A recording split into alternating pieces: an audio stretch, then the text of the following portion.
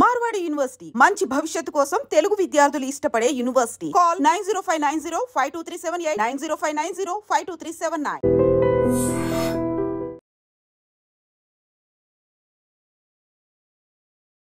నమస్తే, welcome to I Dream social spotlight with Kavitha.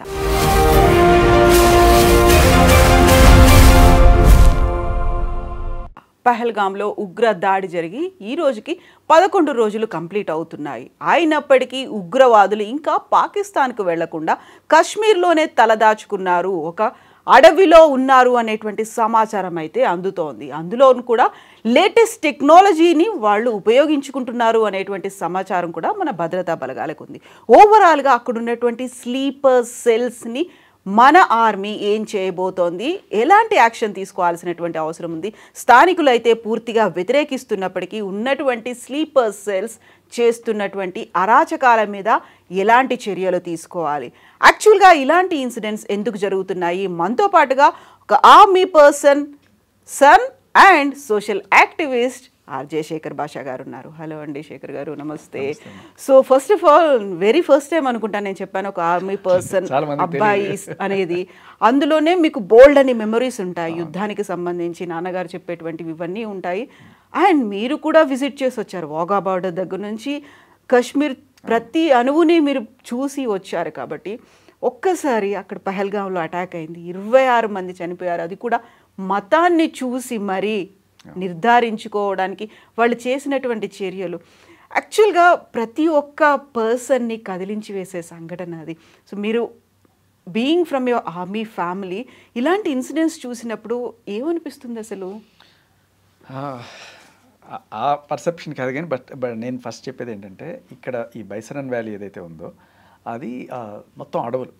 Basically వాళ్ళు ఎంచుకోవడానికి కూడా కారణం దాక్కోవడానికి వెసులుబాటు అక్కడ ఉంటుంది అనే అది. దాంతోపాటు మీరు చెప్పినట్టుగా ఈ ఇంటి దొంగలు లేకుండా వాళ్ళు వచ్చే ఛాన్సే లేదు, ఎందుకంటే బార్డర్ నుంచి 200 కిలోమీటర్లు ఉంది ఇది.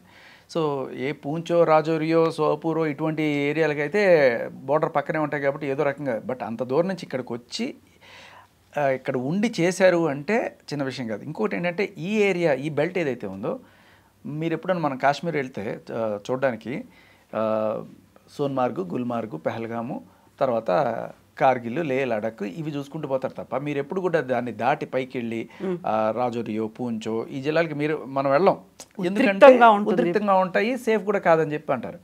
బట్ ఈ ఏరియాస్లో ఎప్పుడు కూడా గొడవలు అనేవి లేవు, శాంతియుతంగానే ఉండేది. ఏదన్నా ఉంటే అమర్నాథ్ యాత్రికులను టార్గెట్ చేసేవాళ్ళు అంతకుముందు, కానీ ఇప్పుడు మామూలు టూరిస్టులను టార్గెట్ చేసింది ఎప్పుడూ లేదు. సో ఫస్ట్ టైం ఇటువంటిది జరిగితే చాలా అసలు భయానకంగా ఉంటుంది. అక్కడ ఎవరన్నా కూడా వెళ్ళాలి అనే దానికి కూడా ధైర్యం చేయరు. కానీ నాకు తెలిసి మళ్ళీ ఇటువంటి జరగకుండా గట్టి చర్యలే తీసుకుంటారు. బట్ వీళ్ళు ఎవరైతే ఉన్నారో వీళ్ళు ఎందుకు చేసి ఉండొచ్చు, అది కూడా మతాన్ని బేస్ చేసుకొని చేసి ఉండొచ్చు అంటే, ఇదేమంటారంటే ఆర్ఎఫ్ రెసిస్టెన్స్ ఫ్రంట్ దీని పేరు, వీళ్ళు చేసిన వాళ్ళ పేరు. వాళ్ళు ఈ లష్కర్ తోయిబాకి సంబంధించి ఒక పిల్లపామది. సో వీళ్ళు బేసికలీ ఎలా ఉంటుందంటే, టెర్రరిస్ట్ ఆర్గనైజేషన్లకి పుట్టినిల్లు పాకిస్తాన్. అది అంటే మనకి మామూలుగా ఐటీ కంపెనీలు ఉన్నట్టు, లేకపోతే పెద్ద పెద్ద మ్యానుఫ్యాక్చరింగ్ టైర్ల కంపెనీలు ఉన్నట్టు, కార్ల కంపెనీలు ఉన్నట్టు అక్కడ టెర్రరిస్ట్ కంపెనీలు ఉంటాయి, హబ్గా ఉంది. ఇది ఎటువంటి అతిశయోక్తి కాదమ్మా, ఏదో మామూలుగా కుళ్ళుతోనూ ఏదో చెప్తున్నట్టు కాదు. ప్రపంచం అంతటికీ తెలిసిన నిజం ఏంటంటే, మనం ఎలా అయితే ఈ మ్యానుఫ్యాక్చరింగ్ కంపెనీలు ఎలా అయితే ఉంటాయో, కార్లు, టైర్లు, ఇట్లా అక్కడ పాకిస్తాన్లో టెర్రరిస్టులను తయారు చేసే కంపెనీలు ఉన్నాయి. సో ఇవి ఇప్పటి నుంచి కాదు, గత 30 ఏళ్ళుగా ఉన్నాయి. అది అన్ఫార్చునేట్లీ వాడు ఏమని చెప్పాలో తెలియదు. ఇవాళ నేను మీతో మాట్లాడుతున్న రోజు ఒసామా బిన్ లాడన్ని అమెరికా వాళ్ళు ఎతికి చంపేసిన రోజు బిగ్ ఎఫ్ఎంలో నేను చరిత్ర పుటలో ఈరోజు చెప్పుకుంటూ వస్తున్నప్పుడు ఇలా చెప్తుంటాను అనమాట. సో ఒసామా బిన్ లాడన్ అనేవాడు అక్కడే తయారు చేయబడ్డాడు, ఈ పాకిస్తాన్లో అబోతాబాదు ఇటు సైడ్ ఈ ప్రాంతాల్లోనే ఇతనికి ఇదంతా కూడా.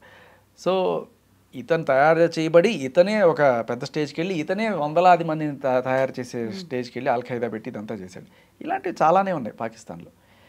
అసలు వీటికి అంతటికి మూల కారణం ఎవరు అంటే అమెరికా వాళ్ళు రష్యాతో డైరెక్ట్గా యుద్ధం చేయలేక ఆఫ్ఘనిస్తాన్లో ఈ పాకిస్తాన్ వాళ్ళని, ఆఫ్ఘనిస్తాన్ వాళ్ళని కలిపి ఎవరైతే మతం పేరు చెప్పి వాళ్ళని కాస్త రెచ్చగొట్టి వాళ్ళని యుద్ధం చేయడానికి పంపించేవాళ్ళు. సో వీళ్ళు అప్పుడు తాలిబాన్ అని చెప్పి పెట్టుకొని వాళ్ళు అక్కడికి వెళ్ళి పోరాడడం ఇవన్నీ కూడా చేసేవాళ్ళు. వీళ్ళకి ఆర్మ్స్, బుల్లెట్లు, బాంబులు, షెల్స్ ఇవన్నీ కూడా సప్లై చేసేది అమెరికా. సో వీళ్ళు దాంతోపాటు పాకిస్తాన్కి బోల్డ్ అంత ఫండింగ్ ఇచ్చేవాడు. దేనికి? ఈ ఉగ్రవాదులను పెంచి పోషించడానికి. ఇలా వాళ్ళ టార్గెట్ ఏంటి? అమెరికా వాళ్ళది ఓన్లీ ఆఫ్ఘనిస్తాన్ వాళ్ళ ఇంట్రెస్ట్. ఎలాగో ఉంది కదా అని చెప్పి వీళ్ళని ఇటు సైడ్ కూడా వాడుతున్నారు, కాశ్మీర్ సైడు ఇలా వాడుతున్నారు. సో అలా వాళ్ళకి ఏంటంటే ప్రధానమైన శత్రువులుగా చూసేది ఇండియా, అమెరికా, ఇజ్రాయెల్. ఈ జెండాలని మూడింటిని ఆ టెర్రరిస్టులు మెట్ల దగ్గర పెట్టుకొని వాటిని తొక్కుకుంటూ వెళ్ళాలి అంటే వాళ్ళకి ఆ రకంగా బోధిస్తారనమాట ఫస్ట్ నుంచి. ఇప్పుడు ఈ రెసిస్టెంట్ ఫ్రంట్ అనే ఒక పిల్లపాము దీన్ని ఎలా అంటే వీళ్ళు ఒక సార్ ఈ నలుగురు ఉన్నారు సార్ టెర్రరిస్ట్ ఆర్గనైజేషన్లు బాగా ట్రైన్ అయి ఉన్నారు సార్, వీడికి ఆఫర్ ఇద్దాం సార్ ఈసారి, నువ్వు ప్రూవ్ చేసుకోవాలరా అంటే, లేదు సార్ నేను ఖచ్చితంగా ప్రూవ్ చేసుకుంటాను. ఎక్కడ ప్లాన్ చేస్తున్నావు అటాక్ అంటే, ఇండియాలో కశ్మీర్. సో అంటే ఒక్కటి కనుక ఈ సంస్థ నుంచి మేము ప్రూవ్ చేసుకున్నాం అంటే మాకు ఫండ్స్ వస్తాయి. వీళ్ళు కొంతమంది హార్డ్ కోర్ ప్రపంచం అంతా ఇస్లామే అయిపోవాలి అని చెప్పి, ఇంకా వేరే వాళ్ళు కాఫీర్స్ అంతా చచ్చిపోవాలి, నాశనం అయిపోవాలి అని కోరుకునే కొంతమంది ఛాందస ముస్లింలు, కొంతమంది సౌదీలో ఉండొచ్చు, ఒమన్లో ఉండొచ్చు, ఎక్కడైనా ఉండొచ్చు, వాళ్ళు కొంతమంది ఫండింగ్ చేస్తుంటారు. దీనికి తోడు అమెరికా వాళ్ళు కూడా కొంత ఫండింగ్ చేసి ఇప్పుడు అయితే ఆపేశారు, కానీ ఒకప్పుడు ఉండేది. వీళ్ళు ఏంటంటే మీరు ప్రూవ్ చేసుకోండి, ఇగో సార్ ఈ ఆర్గనైజేషన్ సార్ వీడు బాంబేలో పేల్చాడు సార్, హైదరాబాద్లో పేల్చాడు సార్, మొన్న చాలా ఎక్స్పీరియన్స్ సార్, మొన్న కెన్యా ఎంబసీ కూడా పేల్చాడు సార్, వేరే వేరే ఎంబసీస్ని కూడా వీళ్ళు టార్గెట్ చేస్తుంటారు. ఇది సార్ వీడిది సార్ అనగానే సరే మీరు ప్రూవ్ చేసుకోండి, మేము ఈసారి మీకు గట్టిగా ఫండ్స్ ఇస్తాం అన్నప్పుడు వీళ్ళు ఏదో ఒకటి చేయాలి, వాళ్ళ ఉనికిని చాటుకోవడం కోసం చేసే పనుల్లో. అందులో కూడా ఏంటంటే ఎప్పుడైతే ఈ మతం చూసి మరి చేస్తున్నారంటే ఆ మత ఛాందస్ను బాగా ఇమిడిన వాడెవడో వీళ్ళని తోసాడు ముందుకి, ఉంది. సో అలా వీళ్ళు ఇప్పుడు అటాక్ చేయడమే కాదు, ఓన్లీ అక్కడ హిందువుల్ని టార్గెట్ చేయడం అనే కాన్సెప్ట్ తీసుకురావడం వల్ల ఇక్కడ ఏంటంటే ఒక డివైడ్ కూడా సృష్టించడం. ఇండియాలో హిందువులనే టార్గెట్ చేస్తున్నారు అనగానే ఇక్కడ ఉండే హిందువులకి ఆటోమేటిక్గా ఇక్కడ ఉన్న ముస్లింల మీద ఏదైనా నఫరత్ పెరగడం ఇటువంటివన్నీ అవుతాయేమో, గొడవలు వస్తాయేమో అని చెప్పి అనుకున్నారు. కానీ వాళ్ళు అనుకున్న దానికి కంప్లీట్ రివర్స్ అయింది. ఇక్కడున్న ముస్లింలు కూడా పాక్ ఆక్యుపైడ్ కాశ్మీర్ మొత్తం తీసేసుకోండి సార్, గుస్కే మారేంగే और फिर आएंगे नहीं, फिर उधर ही बैठेंगे, మళ్ళీ ఇంకా వెనక్కి రావం, అది పాక్ ఆక్యుపైడ్ కాశ్మీర్ ఈసారి మనం ఎట్టి పరిస్థితుల్లో తీసుకొని తీరాల్సిందే అని చెప్పి మనకి ఓవైసీ కూడా చెప్తుండే. సో ఇక్కడ వాళ్ళే కదమ్మా నేను చెప్తున్నాను, నేను వెళ్ళి కాశ్మీర్లో చూసినప్పుడు కాశ్మీరీస్ అందరూ కూడా they are very peace loving people. వాళ్ళకి ఏంటంటే రోటీ కపడా మకాన్ అంతా కూడా టూరిజం మీదే వస్తుంది. అటువంటి ఒక్కడు చేసిన పని వల్ల ఇవాళ 100 మంది పొట్టగొట్టినట్టు అవుతుంది వాళ్ళకి. సో వాళ్ళందరూ రగిలిపోతున్నారు, వాళ్ళు ఖచ్చితంగా సహకరిస్తారు వీళ్ళని పట్టుకోవడంలో, దాంట్లో ఎటువంటి డౌట్ లేదు. కానీ ఎవరైతే ఈ సానుభూతి పరులు ఉన్నారో వాళ్ళు కూడా ఉన్నారు. 100కి 90 మంది ఇలాంటి వాళ్ళు అంటే ఒక 10 మంది అక్కడ ఇటువంటి వాళ్ళు ఉండొచ్చు. కానీ మీరు గమనిస్తే ఒకప్పుడు కన్నా చాలా తగ్గిపోయింది. ఒకప్పుడు ఈ స్టోన్ పెల్టింగ్ మీరు కూడా చూసామని చెప్పారు ఇందాక, టియర్ గ్యాస్ షెల్స్, అడుగు అడుగున ప్రతి వాహనాన్ని తనిఖీ చేసేటువంటి పరిస్థితి. ఇప్పుడు అది మారిపోయింది సిచ్యువేషన్. ఆఫ్టర్ ఆర్టికల్ 370ని తీసేసిన తర్వాత కంప్లీట్ మారిపోయింది. ఇప్పుడు అందరూ కూడా దే ఆర్ హ్యాపీలీ లివింగ్. ఇది నచ్చదు. ఇప్పుడు ఏంటి, ఏదో గొడవ జరిగితే ఈ గొడవ వల్ల యుద్ధం వస్తే అందరికన్నా ఫస్ట్ బాగుపడేది ఎవడంటే అమెరికా వాడు. ఎలా అంటే ఇటు సైడ్ వాడికి ఇటు సైడ్ వీడికి ఆయుధాలు సప్లై చేస్తుంటాడు. మీరు కొనుక్కోండి F-16 కొనుక్కోండి, లేకపోతే ఇంకోటి కొనుక్కోండి అని చెప్పి. సో బయటికేమో పెద్దన్నగా పలుకుతూ ఉంటారు. కానీ మేము చాలా రోజులు ఇచ్చాము, శాంతి ఉంది ఇది భారత ఉపఖండంలో, శాంతి వల్ల మాకు ఉపయోగం ఉండదు, మీరు కాల్చుకొని బుల్లెట్లు అన్నీ అయిపోతేనే కదా కొత్త స్టాక్ మేము పంపిస్తుంటాం. సో ఇది వాళ్ళకి ఒక రకంగా ఇదే. సో ఇంకొకటి ఏంటంటే ఇక్కడ మనకి సపోర్ట్ వస్తున్నది ఇజ్రాయెల్ కావచ్చు, రష్యా కావచ్చు. వాళ్ళు ఇలా డొంక తిరుగుడు ఉండదు, స్ట్రైట్గా ప్రాణం పెట్టి వచ్చేస్తారు వాళ్ళు మన కోసం. అమెరికా లాగా దీంట్లో డబ్బులు ఎత్తుకుందాం అనే ఆలోచనలు వాళ్ళకు ఉండవు. ప్యూర్ హార్టెడ్గా వాళ్ళు ఇజ్రాయెల్ వాళ్ళు గట్టిగా సపోర్ట్ ఉంది మనకి. ఇప్పుడున్న సిచ్యువేషన్లో పాక్ ఆక్యుపైడ్ కాశ్మీర్ని తీసుకోవడం అనేది చాలా చాలా ఇంపార్టెంట్. పాక్ ఆక్యుపైడ్ కాశ్మీర్ నుంచి ఏమవుతుందంటే చైనా దగ్గర నుంచి ఒక పెద్ద సిపెక్ అని ఒక పెద్ద ప్రాజెక్ట్, $50 బిలియన్ ప్రాజెక్ట్ అది.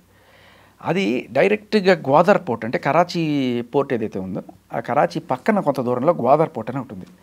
దానికి పెద్ద హైవే అది. సో చైనా నుంచి ఏదైనా సపోర్ట్ రావాలన్నా దాని నుంచి రావాలి. అలాగే ఇక్కడి నుంచి ఏమన్నా పంపించాలన్నా కూడా అది. చైనా వాడు అది ఎందుకు వేసుకున్నాడు అంటే వాడి ప్రోడక్ట్స్ అన్నీ కూడా ఎక్స్పోర్ట్ చేయడానికి వేరే దేశాలకి ఇంతకుముందంతా సీ రూట్లో మొత్తం తిరుక్కొని రావాలి. ఈ రూట్ కనుక వస్తే మనకి ఈజీగా ఈ పోర్ట్ నుంచి మిగతా చోటికి వెళ్ళిపోవచ్చు అని వాళ్ళు దీన్ని అన్ని $1 బిలియన్ పెట్టి చేసుకున్న ప్రాజెక్ట్ అది. ఇప్పుడు ఆ గ్వాదర్ పోర్ట్కి సంబంధించి గనక బ్లాక్ అయితే అంటే పైకి వెళ్ళడం కానీ కిందకి రావడం కానీ బ్లాక్ అవ్వాలంటే కింద నుంచి బ్లాక్ చేయాలంటే సీ మార్గంలో మన INS విక్రాంత్ బాహుబలి ఇటువంటివి పెట్టారు.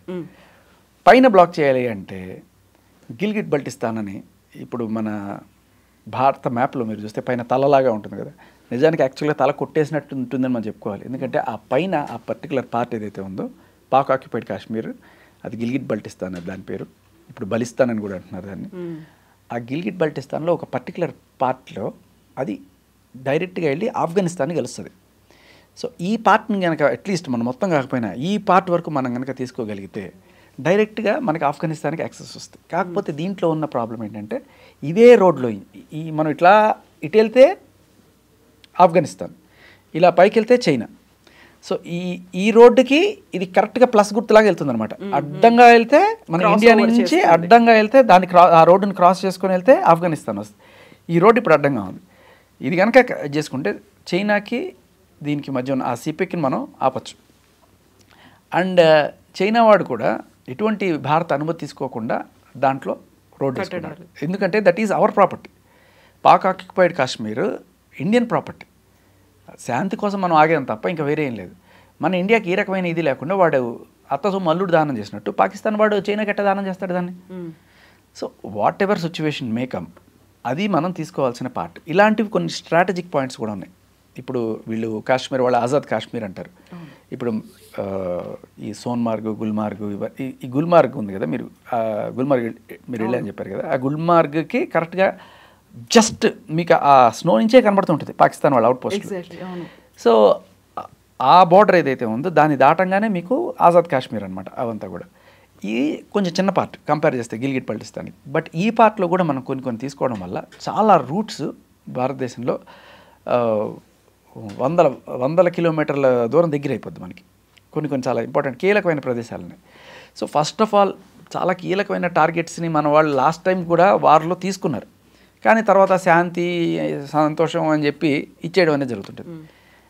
నెహ్రూ గారు కావచ్చు, ఆయన కూతురు ఇందిరాగాంధీ కావచ్చు, ఇద్దరు కూడా ఆల్మోస్ట్ తీసుకున్నట్టే తీసుకొని నెహ్రూ గారు చేసిన పని ఏంటి, కాశ్మీర్ మనకు రాసి ఇచ్చేసాడు ఆ రాజు, తీసుకోండి అని చెప్పి. హరీష్ సింగే రాసి ఇచ్చేసినప్పుడు కాశ్మీర్ మొత్తం మంది కదా, కొంచెం కొట్టి ఇంకా చాలా ఆపేయండి శాంతి శాంతి అని చెప్పి ఆయన వెళ్ళిపోయాడు. ఆ దెబ్బతో అప్పటి నుంచి ఇప్పటిదాకా రావణ కష్టంలాగా మండుతూనే ఉంది. అదేదో మొత్తం ఒకటేసారి తీసుకొని ఉంటే అయిపోయింది కదా.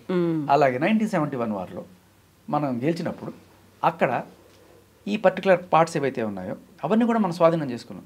తర్వాత మళ్ళీ శాంతి శాంతి అని చెప్పి మళ్ళీ తిరిగి వాళ్ళకి ఇచ్చేయడం జరిగింది. బట్ కొన్ని స్ట్రాటజిక్గా మనం మిలిటరీ వాడు అట్టబట్టేసుకున్నారు. మీరు ఇప్పుడు లే లడాక్ సైడ్ వెళ్తే తుక్ తుక్ అని ఒక ప్లేస్ ఉంటుంది. అది ఆ టైంలో నిజంగానే ఆ పేరు ఎలా పెట్టారో కానీ పాకిస్తాన్ వాళ్ళని తుక్కుతుగ్గా కొట్టి ఆ ఊరిని మన వాళ్ళు శృతిలో గెలిపేశారు. సో ఇలా ఫస్ట్ టార్గెట్లు పెట్టుకున్న తర్వాత ఈసారి మాత్రం తిరిగి ఇచ్చే ప్రసక్తే లేదు. ఏంటంటే చిన్న చిన్న ఊళ్ళు కూడా ఇచ్చేయడానికి వెళ్తుంటారు. వాళ్ళు ఇంత పెద్ద పార్ట్ పెట్టుకొని అది ఇన్నాళ్ళు పెట్టుకున్నారు, 70 ఏళ్ళ నుంచి పెట్టుకున్నారు.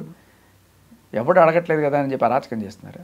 ఇప్పుడు ఒకడు వచ్చాడు మోడీ, గట్టిగా ఇస్తాడు, ఖచ్చితంగా ఈసారి మాత్రం అవి తీసుకొని తీరాల్సిందే అనేది అందరి కోరిక. అండ్ టెర్రరిస్టులకి పడే శిక్ష అది అఫ్కోర్స్ వాళ్ళని వాళ్ళు కనుక దొరికితే వాడికి నా నోట్లో మాటలు రావు, చేయాల్సినవన్నీ జరగాల్సినవన్నీ జరుగుతాయి వాడికి సన్మానాలన్నీ, దాంట్లో ఎటువంటి డౌట్ లేదు. యాక్చువల్గా ఒక రకంగా దీన్ని రాజకీయాలు చేయొద్దు అనుకుంటున్నప్పటికి కూడా ప్రతిసారి రాజకీయపరమైనటువంటి ఒక అంశం వస్తుంది. ఇప్పుడు వాళ్ళకి సరైనటువంటి ఒక పర్సన్ వచ్చాడు, అది మోదీ అనుకున్నప్పుడు మోదీ రాజకీయంగా తన లాభం కోసమే ఇలాంటి వాటిలో ఉంటాడు. పుల్వామా అటాక్ అక్కడ ఏదో అయింది, తనకు అనుగుణంగా మలుచుకున్నారు. ఇప్పుడు ఈ అటాక్ అయింది, తనకు అనుగుణంగా మలుచుకుంటారు. లేదు ఎలక్షన్స్కి ముందే ఇలాంటిది ఏదో అవుతుంది, ఆర్మీ మీద ఎప్పుడూ ఏదో ఒక అటాక్ అవుతుంది, అదన్నిటినీ వీళ్ళు తమకు తగ్గట్టుగా కన్వర్ట్ చేసుకుంటారు అనేటువంటి ఈ వాదనలు ఇవన్నీ ఉన్నాయి కదా, ఒపీనియన్స్ అనేవి ఉంటాయి కదా. ఇది జనరల్గా ఇప్పుడు కనుక ఎలక్షన్ టైం అయింది అనుకోండి, అది ఖచ్చితంగా ఇప్పుడు మీరు చెప్పినట్టుగా అనుకోవచ్చు. ఇప్పుడు ఏ ఎలక్షన్లు ఉన్నాయి? బీహార్లో అవుతున్నాయి. అవి దానికోసం ఇది చేస్తారనుకో. మీరు ఇప్పుడు నేషనల్ ఎలక్షన్స్ జరుగుతున్నప్పుడు జనరల్గా పాకిస్తాన్లో కానీ ఇండియాలో కానీ ఏదో ఒక చిన్న టెన్షన్ దొరికినా కూడా దాన్ని పెద్ద చేసి ఎందుకంటే అక్కడ ఓట్లు బాగా పడతాయని చెప్పి వాళ్ళైనా జనరల్గా ఇక్కడైనా అలాంటిది జరుగుతుంది అనేది పొలిటికల్ ఎక్స్పర్ట్స్ చెప్పే పని. కానీ ఇప్పుడు బీహార్లో జరిగే ఎలక్షన్స్ కోసం ఇది చేస్తారని చెప్పి అయితే నేను ఖచ్చితంగా అనుకోను. అండ్ వస్తే పొలిటికల్ మైలేజ్ వస్తే రానివ్వండి, ఆయనకి పేరు వస్తే రానివ్వండి. ఆయన పేరు కోసం చేస్తున్నాడా ఇంకోటి కోసం చేస్తున్నాడా అనేది పాయింట్ కాదు. జరగాల్సింది జరగాలి. జరగాల్సింది ఏంటి? ఎప్పటి నుంచో పెండింగ్ ఉండిపోయిన పీఓకేని మీరు తీసుకోవాలి. కనీసం పీఓకేలో ఇప్పుడు స్ట్రాటజిక్గా ఇంపార్టెంట్ అయినా తీసుకొని చూపించండి. ఊరికే మాటలు కాదు. ఇప్పుడు మనం డిఫెన్స్ మీద చాలా బడ్జెట్ పెడుతున్నాం. అవును. ఎంత బడ్జెట్ అంటే అది నిజంగా జనాలకి పెడితే అది ఇంకో రకంగా దేశం డెవలప్ అయిపోయేది. But having said that okay, కానీ పాకిస్తాన్ వాళ్ళు అది కూడా బెటర్. ఇక్కడ పాకిస్తాన్లో ఇప్పటిదాకా ఆ జీలం నది మీద కానీ ఆ చీనాబ్ నది మీద కానీ ఎక్కడ ఒక డ్యామ్ కట్టుకున్న దీన్ని కూడా పోలేదు వాళ్ళు. వస్తే పారితే పోతే అరేబియా సీలో కలిసిపోతే తప్ప వీళ్ళు చేసేది ఏముండదు. కానీ ఈసారి మాత్రం ఆ స్ట్రాటజిక్ లొకేషన్స్ని మనం తీసుకుని తీరాల్సిందే. అది చేస్తే నిజంగా ఈ ఏవైతే చెప్పారు ఇప్పుడు దాకా ఇవన్నీ పటాపంచలు అయిపోతాయి. మోడీ గారు ఓన్లీ దీనికోసమే చేస్తున్నారు, ఎలక్షన్ స్టంట్ కోసమే చేస్తున్నారు. పవర్ మాంగరింగ్ అనేది ఉంది. ఇప్పుడు ఇదివరకు ఇట్లా లేదు. మా పరిస్థితి చాలా గట్టిగా ఉంది. ఇండియాకి ఉన్న మిలిటరీ బేస్ కానీ ఎయిర్ ఫోర్స్ కానీ నేవీ కానీ చాలా చాలా గట్టిగా ఉన్నాయి. It's on par with China చెప్పాలంటే. సో పాకిస్తాన్ వాళ్ళు ఏ రకంగానూ కూడా మన ముందు నిలబడలేని పరిస్థితి. చాలామంది అక్కడి నుంచి బార్డర్ నుంచి చాలా పోస్టులు ఖాళీ చేసి వెళ్ళిపోతున్నారు. సరే ఇవాళ కొన్ని చోట్ల బేసికలీ జరిగేది అది ఆ రాజౌరి పూంచ్ జిల్లాలోనే ఎప్పుడు ఆ ఫైరింగ్ జరుగుతుంటుంది తప్ప అది పక్కన పెడితే చాలా చోట్ల ఇంకా స్ట్రాటజిక్ లొకేషన్స్ మనం హస్తగతం చేసుకోవాల్సిన టైం వచ్చింది. మూడోసారి మోడీ గారు ప్రధానమంత్రి అయితే మరి మళ్ళీ ఇప్పుడు కాకపోతే ఇంకెప్పుడు మళ్ళీ ఇటువంటి బలమైన నాయకుడు ఎప్పుడు వస్తాడో ఉన్నప్పుడే రేపు ఉండగానే ఇల్లు చక్కబెట్టేయాలి. అదే నా పాయింట్. సో ఖచ్చితంగా పీఓకేకి సంబంధించిన చాలా కీలకమైన ప్రదేశాలు మనం హస్తగతం చేసుకోవడానికి ఇప్పుడున్న మిలిటరీ సిచ్యువేషన్ కావచ్చు, అలాగే ఇప్పుడు పాకిస్తాన్ ఉన్న దరిద్రమైన సిచ్యువేషన్ కూడా మనకి హెల్ప్ అవుతుంది. వాళ్ళకి అక్కడ వాళ్ళ ఆర్మీలోనే చాలా లొక్కలొక్కలు ఉన్నాయి. అవును. సో చాలా రాజీనామాలు కూడా అవుతున్నాయని, యుద్ధానికి మేము వెళ్ళలేము అనేది అస్త్ర సన్యాసం చేసినటువంటి పరిస్థితి అక్కడ కనిపిస్తుంది చాలా మందిలో. అవును. దీనికి కారణం అక్కడ ఒకటి తుప్పుపడిపోయిన గనులు కావచ్చు, ఎయిర్ క్రాఫ్ట్స్ కావచ్చు, ఇవన్నీ కూడా వీటికి సర్వీసింగ్ లేకుండా ఇప్పుడు వెళ్ళి ఇరుక్కునే పరిస్థితిలో చాలామంది లేరు. దీనికి తోడు అక్కడ ఉన్న ఆర్మీ మేజర్ ఎవరైతే ఉన్నాడో మునీర్, ఆయన 3 ఏళ్ళు అయిపోతే ఆయన దిగిపోవాలి. వీళ్ళకి ఏంటంటే బలవంతంగా ఎట్లాగైనా సరే దాంట్లో ఇంకా పదవి అంటే కొంచెం సాగించాలి అనే కోరికలతో ఏం చేస్తారంటే సరే ఎక్స్టెండ్ చేద్దాం అన్నట్టుగా చాలామంది అంతకుముందు చేస్తున్నారు. ఒకటి 10 ఏళ్ళు కూడా చేశాడు. కానీ కిందగా కాసుకొని కూర్చోంటాడు, ఎవరే నువ్వు పోతే నేను వస్తాను. సో ఆయనకి నచ్చదు కదా.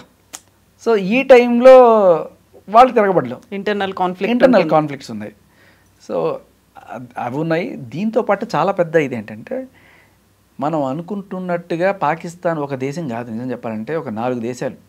Pakistan is 4 nations. ఈ 4 నేషన్స్ అది ఎలా అంటే ఒకటి బెలూచిస్తాన్ ఒకప్పుడు సపరేట్ దేశంగానే ఉండే, కానీ తర్వాత ఇండియా పాకిస్తాన్ సపరేట్ అయిపోయిన తర్వాత కూడా ఆ బ్రిటిష్ వాళ్ళు ఎవరో చెప్పారట ఈ జిన్నాకి, ఏంటి వాడు సరిగ్గా పరిపాలించలేడు, చిన్నపిల్లడు నువ్వే చూసుకోవాలంటే పాప ఈ సైన్యాన్ని అంతా తీసుకెళ్ళి బలవంతంగా లాక్కొని బలవంతంగా అట్టే పెట్టుకున్నాడు. అప్పటి నుంచి బెలూచిస్తాన్ వాళ్ళు ఎప్పుడు కూడా ఇంకా మేము ఇప్పటికీ అనుకోరు, వాళ్ళు బెలూచిస్తాన్ సపరేట్ దేశమే అనుకుంటారు. ఇకపోతే ఆఫ్ఘనిస్తాన్ ఈ రోజు దాకా పాకిస్తాన్ బోర్డర్లను గుర్తించట్ల. ఆఫ్ఘనిస్తాన్ బోర్డర్లో ఒకటి బెలూచిస్తాన్తో ఉంటుంది, ఇంకొకటి ఖైబర్ పఖ్తూన్వా అని చెప్పి ఆ పై ప్రాంతం అనమాట. అది ఈ ఖైబర్ పఖ్తూన్వాలో ఉండే వాళ్ళందరూ కూడా పష్తూన్స్. మేము వేరు, ముస్లిమ్సే, కానీ మీ తెగ వేరు మా తెగ వేరు. మేము 5,000 సంవత్సరాల నుంచి మా పష్తూన్స్ ఉన్నారు అని చెప్పి వాళ్ళు దానికే ప్రైడ్ తీసుకుంటారు. వీళ్ళతో కలవరు. ఈ మనం అనుకుంటున్న ఈ పాకిస్తానీ ఆర్మీ కానీ ఈ కంట్రోల్ అంతా ఎవరిదంటే పంజాబ్. పాకిస్తాన్లో కూడా మన ఇండియాలో ఉన్నట్టే ఒక పంజాబ్, ఒక గుజరాత్, ఒక రాజస్థాన్, ఒక హైదరాబాద్. హైదరాబాద్ అంటే అది సింధు ప్రాంతం, అది ఇవన్నీ ఉన్నాయి. అయితే పాకిస్తాన్లో ఉన్న పంజాబ్లో ఉన్న వాళ్ళే బాగా బలవంతమైన నాయకులు.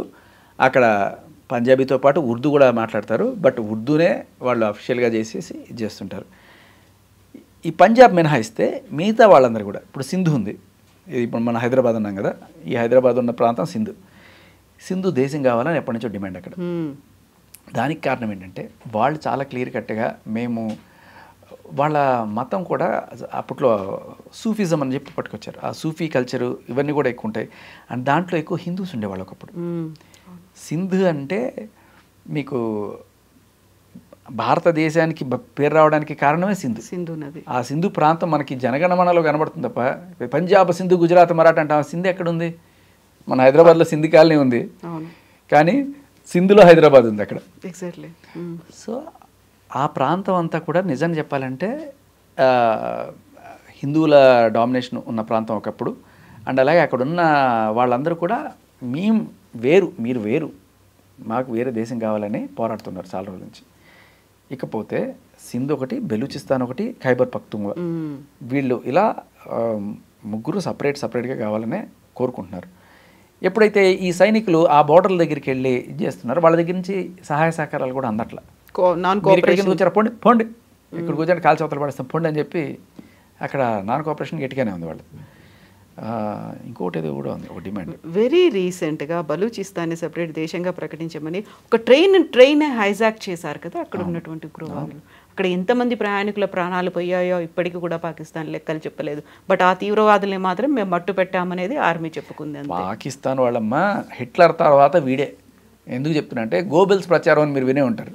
గోబెల్స్ ప్రచారం అంటే ఏంటంటే ఏమీ లేకపోయినా కూడా మేము అది చేసేసాము ఇది చేసేసాము అని చెప్పి డప్పాలు కొట్టేసుకుంటూ ఉంటారు చూసారా. హిట్లర్ దగ్గర ఒక మినిస్టర్ ఎవడో ఉండేవాడు, గోబెల్ వాడి పేరు. వాడు చేసే ప్రచారాలు అనమాట. వాళ్ళు ఓడిపోతున్నారు కానీ ఇంకో మేము 10 మందిని కూల్చేసాము, 10 ఫ్లైట్లు కూల్చేసాము, మనం విక్టరీ సాధించేసాము అంటే జనాల్లో ఒక స్థైర్యం నింపడం కోసం, ఆర్మీలో నింపడం కోసం ఏమి జరగకపోయినా కూడా గెలిచేస్తున్నాం అనే ఫీలింగ్ తెప్పించడం వల్ల వాళ్ళకి ఒక ఇదనమాట. అలాంటి ప్రచారాలు చేయడంలో పాకిస్తాన్ దిట్ట.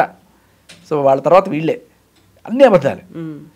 మీరు యాక్చువల్గా బెలూచిస్తాన్ సైడ్ పోతే అక్కడ ఇండియా జెండాలు ఎగురుతుంటాయి, అక్కడ మోడీ కటౌట్లు ఉంటాయి, ఓ రేంజ్లో ఉంటుంది అక్కడ, అదొక మినీ ఇండియాలో ఉంటుంది అక్కడ. మీరు మాకు వచ్చి హెల్ప్ చేయండి, మా సపరేట్ దేశంగా ప్రకటించండి అని మోదీని వేడుకున్నటువంటి రోజులు కూడా ఉన్నాయి. అవును.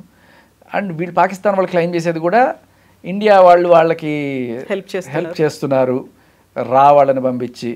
అంటే డైరెక్ట్గా పాకిస్తాన్లోకి ఇటు వెళ్ళరు, అటు నుంచి ఇటు ఇరాన్ లేకపోతే అటు సైడ్ నుంచి వచ్చి వీళ్ళకి సహకారాలు అందిస్తున్నారు అని చెప్పి వీళ్ళు పాకిస్తాన్ వాళ్ళు చెప్తున్నారు. అది ఎంతవరకు నిజం మనకు తెలియదు. బట్ నిజంగానే ఒకప్పుడు బంగ్లాదేశ్ని కూడా లిబరేట్ చేసాం మనం. పాకిస్తాన్ నుంచి బంగ్లాదేశ్ సపరేట్ అయిపోయింది. ఎందుకంటే పాకిస్తాన్ వాళ్ళ అరాచకాలు దాష్టికాలు తట్టుకోలేక వాళ్ళు, తప్పేం లేదు, వాళ్ళు కోరుకుంటున్నారు దేశం. మేబీ బెలూచిస్తాన్ కూడా సపరేట్ కావాలని కోరుకుంటున్నారు. కాకపోతే మన వాళ్ళు ఏంటంటే ఓకే మనకెందుకు ఇప్పుడు, అది వాళ్ళ దేశం కదా, వాళ్ళ ఇంటర్నల్ మ్యాటర్ వాళ్ళు చేసుకుంటారు కదా అని అనుకునేవాళ్ళు. బట్ మన ఇంటర్ మ్యాటర్లో వేలు పెడితే మనం వేలు పెట్టాల్సి వస్తుంది. బట్ లిటరల్లీ ఈ భారత ఉపఖండంలో ఒక పీస్ రావాలంటే ఖచ్చితంగా పాకిస్తాన్ అనే దానికి నిజమైన అవకాశం ఏంటో మనం చూపించాలి. సో బెలూచిస్తాన్ నీది కాదురా, ఖైబర్ పఖ్తూన్ఖ్వా నీది కాదురా, ఇది కేవలం ఈ పంజాబ్ మాత్రమేరా, కాశ్మీర్ నీది కాదు. ఇందాక చెప్పాల్సిన 4వ రాష్ట్రం కాశ్మీర్. సో ఇలా కాశ్మీర్, ఖైబర్ పఖ్తూన్ఖ్వా, బెలూచిస్తాన్ అండ్ సింధు, ఈ 4 దేశాలు సపరేట్గా అనుకుంటారు. ఈ పంజాబ్ ఒక్కటే నీది, దీన్ని పట్టుకొని ఏం చేస్తావు ఏడు. వీటిని సపరేట్ చేయడానికి కూడా మనం కూడా, నేను అంటున్నాను, ఒక చొరవ చూపించి అక్కడ ఉండే ప్రజలకు మన సహాయ సహకారాలు అందించి వాళ్ళకి మోరల్గా, ఎమోషనల్గా, వీలైతే కొంత ఫైనాన్షియల్గా చేస్తే ఖచ్చితంగా ఇది ఉపయోగం ఉంటుంది. ఇప్పుడు S-400 తీసుకొచ్చి బోర్డర్ దగ్గర పెట్టారు, మన బోర్డర్ దగ్గర పెట్టారు. ఇటువంటిది ఆఫ్ఘనిస్తాన్ బోర్డర్లో కూడా పెట్టండి, ఇటువంటిది బెలూచిస్తాన్ బోర్డర్లో కూడా పెట్టండి, బాగుంటుంది కదా. అటు పోవాలా ఇటు పోవాలా అది. సో మేబీ అతి త్వరలో నాకు తెలిసి ఒక రాబోయే 5 ఏళ్లలో మనం పాకిస్తాన్ ముక్కలవడం గ్యారంటీగా చూస్తాం. 2 ఏళ్లలో చూసినా ఆశ్చర్యపోవక్కర్లేదు. సో అంతకంటే ముందు మన కాశ్మీర్ మనకు రావాలి అని కోరుకుంటున్న వాళ్ళ నెంబర్ రోజుకి పెరిగిపోతుంది. అయ్యో మన కాశ్మీర్ మనకి రావాలని కోరుకోవడం మనం చేయడం కాదు, అక్కడ ఉండేవాళ్ళు పీఓకేలో ఉండేవాళ్ళు కూడా ఇండియాలో కలవడానికి తహతలాడుతున్నారు. ఎందుకంటే బాబోయ్ బాబోయ్ దరిద్రం మాకు వద్దు బాబోయ్, మేము తట్టుకోలేకపోతున్నాం బాబోయ్ అని చెప్పి రోజు రోజుకి అరాచకాలు, రక్తపాతం, ఆకలి కేకలు. అదే అండి, ఇక్కడ ఉండే వాళ్ళకి బోల్డెన్ ఆప్షన్స్ ఉన్నాయి. సాఫ్ట్వేర్లో పనిచేస్తావు, ఇండస్ట్రీస్లో పనిచేస్తావు, అక్కడ కేవలం ఒకటే ఆప్షన్, టెర్రరిస్ట్ ఆర్గనైజేషన్లు చేరడం, సూసైడ్ బాంబులు ఇవ్వడం. ఎవరికి కావాలండి? అందరికీ కూడా పీస్ కావాలి. ఇనిషియల్గా ఏదో కొంత హడావిడిగా అనిపించవచ్చు, వాళ్ళ గన్నులు పట్టుకోవడం హీరోయిజంగా అనిపించుండొచ్చు కొంతమందికి, కానీ వాళ్ళ తండ్రులు పోయి తాతలు పోయి ఈ మూడో జనరేషన్లో కూడా మనకి ఎందుకురా ఈ దరిద్రం అని చెప్పి ఆ తల్లులు అందరూ కూడా వద్దురా బాబు అని చెప్పి పిల్లల్ని చదువు వైపు పంపిద్దామని చెప్పి అక్కడ ఉండే ఆడవాళ్ళు ఇక్కడికి వచ్చి ఇక్కడ మన వాళ్ళని పెళ్లి చేసుకొని, హిందువులైనా సరే ఇక్కడ వాళ్ళని పెళ్లి చేసుకొని బతుకుదాం అనుకుంటున్న స్టేజ్లో ఉంది పాకిస్తాన్. ఇప్పుడు మన భారతదేశం మీద ఎంత అయితే విద్వేషాన్ని రెచ్చగొడుతున్నారో, ఇంకో రకంగా మతపరంగా ఒక మౌఢ్యాన్ని, ఇంత చేసి ఇంతమందిని చంపండి, జన్నత్ మీకోసం ఎదురు చూస్తుంది, అక్కడ ఇంతమంది వీళ్ళు మీకోసం ఉంటారు అని మన ఇంటర్ మ్యాటర్లో వేలు పెడితే మనం వేలు పెట్టాల్సి వస్తుంది. బట్ లిటరల్లీ ఈ భారత ఉపఖండంలో ఒక పీస్ రావాలంటే ఖచ్చితంగా పాకిస్తాన్ అనే దానికి నిజమైన అవకాశం ఏంటో మనం చూపించాలి. సో బెలూచిస్తాన్ నీది కాదురా, ఖైబర్ పఖ్తుంగ్వా నీది కాదురా, నీది కేవలం ఈ పంజాబ్ మాత్రమే రా, కాశ్మీర్ నీది కాదు.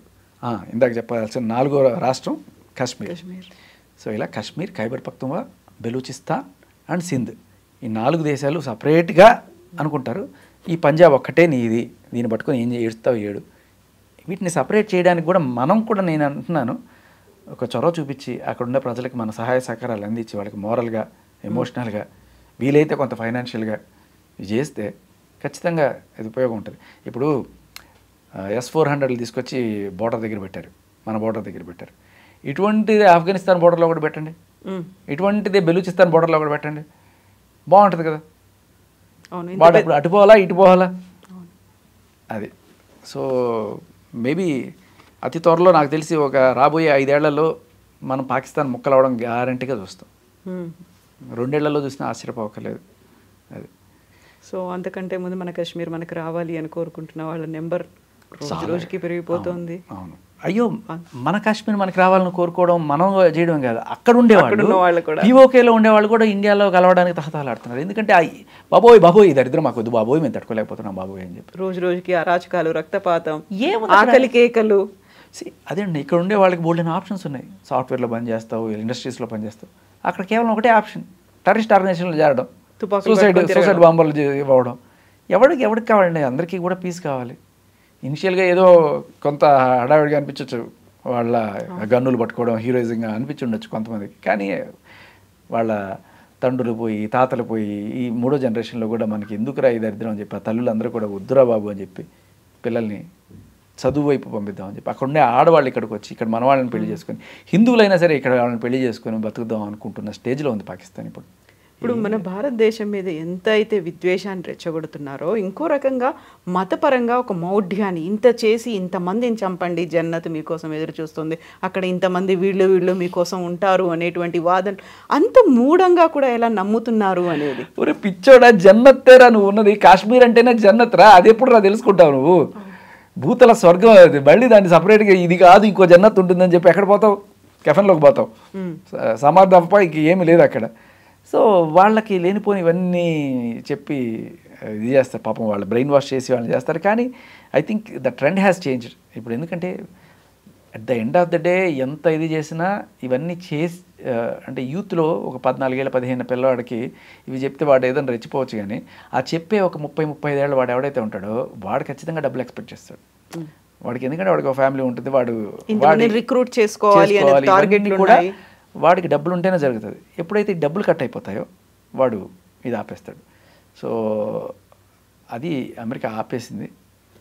ఇప్పుడు మనకు వైపే ఉన్నాము అని చెప్తోంది. ఇప్పుడు మహా అయితే ఇంకేమన్నా సపోర్ట్ ఏమన్నా ఉందంటే చైనా దగ్గర నుంచి రావాలి. చైనా ఐ డోంట్ థింక్ అంత సీరియస్ తీసుకోవట్లేదు దీన్ని. ఈవెన్ తాలిబాన్లు కూడా వ్యతిరేకించారు, మొన్న జరిగిందని ఖండించారు. చైనా వాడి ఇంట్రెస్ట్ ఒకటి ఏంటంటే ఈ సీపెక్ని ప్రొటెక్ట్ చేసుకోవడం, దానికోసం వాడు ఏదన్నా చేయొచ్చు. అది దౌత్యపరంగా మాట్లాడుకొని సరే ఆ పర్టికులర్ ఏదైతే సీపెక్ రోడ్ అయితే కారాకోరం హిల్స్ నుంచి లోపలికి వస్తుందో దానికి సంబంధించి దౌత్యపరంగానే మాట్లాడుకొని మనం ఒక ప్లస్ గుర్తులాగా ఒక జంక్షన్ పెట్టుకొని ఇంటర్నేషనల్ బోర్డర్ ఒకటి పెట్టుకొని సార్ మీరు వెళ్ళండి మేము వెళ్తాం అన్నట్టు ఏదైనా చేసుకుంటే తప్ప మనకి ఆఫ్ఘన్ బోర్డర్ రావడం అనేది చాలా ఇంపార్టెంట్. లేకపోతే లేపేసిన ప్రాబ్లం లేదు. కాకపోతే మనం మాత్రం శాంతి అనే దాంట్లో ఉన్నాము ఇప్పటికైతే. ఇంకా లేదమ్మా నేను చెప్తున్నా కదా, శాంతి. ఇప్పుడు మహాత్మా గాంధీ గారు అహింస అహింస అహింస, నేను సారీ ఆయన జాతిపిత ఆయన చేసిన పోరాటం అంతా ఉంది, బాగుంది. ఒక పక్క సుభాష్ చంద్రబోస్ ఆయనేమో నేను యుద్ధంతోనే మనకు సాధ్యం అని చెప్పి ఆయన బెటాలియన్నే తయారు చేసి ఆజాద్ హింద్ ఫౌజ్ ఫార్వర్డ్ బ్లాక్ ఇవన్నీ పెట్టి చేశారు. ఎక్కడెక్కడి నుంచో ఆర్మీని పట్టుకొచ్చారు. సింగపూర్లో తీసుకొచ్చి పెట్టారు దాన్ని ఏమంటారు బెటాలియన్స్, లేడీ బెటాలియన్స్ కూడా పట్టుకొచ్చారు ఆయన. వీళ్ళందరూ ఎక్కడి నుంచి వచ్చారు తెలుసా?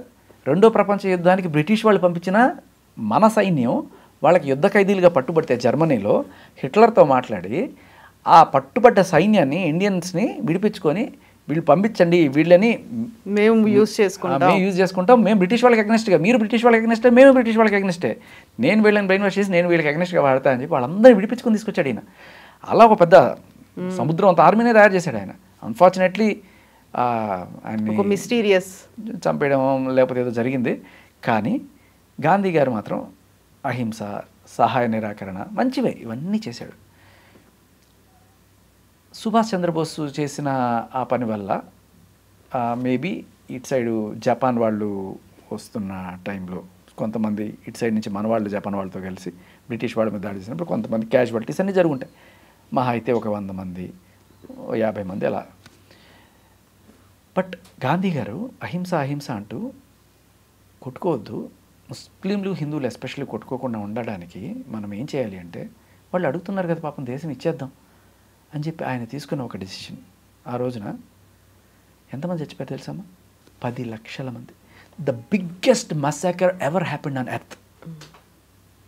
అహింస పరమధర్మ అని బోధించిన మహాత్ముడి వల్ల, ఆయన తీసుకున్న ఒక్క డిసిషన్ వల్ల, ఆయన జీవితం అంతా అహింసను బతికి ఒకే ఒక్క డిసిషన్ 10 లక్షల మంది చచ్చిపోయారు, అటుపక్క ఇటుపక్క. ఎవరిది పాపం? ఒక్క డిసిషన్, 1 డిసిషన్, రాంగ్ డిసిషన్. తర్వాత నెహ్రూ గారు ఆయన ఏం చేశారు? కాశ్మీర్ తీసుకోవాల్సి వచ్చినప్పుడు తీసుకోకుండా అక్కడ ఆపేసి దీన్ని ఐక్యరాజ్య సమితికి తీసుకెళ్ళి అక్కడి నుంచి ఇక్కడికి ఆపేద్దాం అన్నప్పుడు అక్కడి నుంచి మొదలుపెట్టి 70 ఏళ్ల పాటు 70 సాల్ అంటారు హిందీలో, 70 సాల్ కా పత్తర్బాజీ చల్లరా, రాళ్లతో కొట్టడం, సైనికుల్ని ఇది చేయడం, ఏదో రకంగా నడుస్తూనే ఉంది. 3 యుద్ధాలు జరిగినాయి, 4 యుద్ధాలు కాశ్మీర్ తోటి. ఎంత ప్రాణ నష్టం, ఎంత డిఫెన్స్ మీద డబ్బులు ఖర్చు పెడుతున్నారు అటుపక్క ఇటుపక్క, just because of Nehru. Just because of Gandhi 10 లక్షల మంది చచ్చిపోయారు. జస్ట్ బికాస్ ఆఫ్ నెహ్రూ 70 ఏళ్ల పాటు రావణ కష్టం రగులుతుంది. ఇప్పటికీ కూడా మనం ఇదే శాంతి మంత్రం పఠిస్తూ ఉంటే మోడీ గారు కూడా అట్లా చేస్తారని నేను అనుకోను. ఎందుకంటే he's different from Gandhis and Nehrus. He will definitely take back అనేదే ప్రతి ఒక్కరి భారతీయుడి నమ్మకం. అప్పుడు చేసిన తప్పుల్ని ఈయనైనా సరిచేస్తారు అనే ఒక ఆశతో దేశం మొత్తం ఎదురు చూస్తుంది ఇవాళ. Let's hope he will bring that.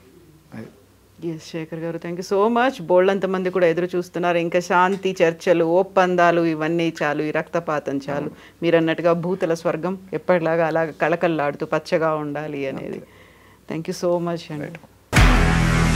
నిజంగా ప్రస్తుతం ఉన్నటువంటి సమాజం దేనికి ప్రయారిటీ ఇస్తుంది? ఆర్థిక సంబంధాల చుట్టూ మాత్రమే తిరుగుతుంది. మళ్ళీ ఎన్నికలంగానే చాలా విరక్తి కలుగుతున్నాం. మంచి అనిపిస్తుంది కదా, లేడీస్ కూడా ఛాలెంజింగ్ జాబ్స్ చేసినప్పుడు చాలా బాగుంటది. ట్రాఫిక్ అసిస్టెంట్స్ గా నియమించిన ట్రాన్స్జెండర్స్ అందరితో సాల్యూట్ చేయించుకుంటున్నారు. ఫుడ్ డెలివరీ ఇవ్వటానికి వెళ్ళినటువంటి డెలివరీ బాయ్ అనిల్ పై కళ్ళ ముందు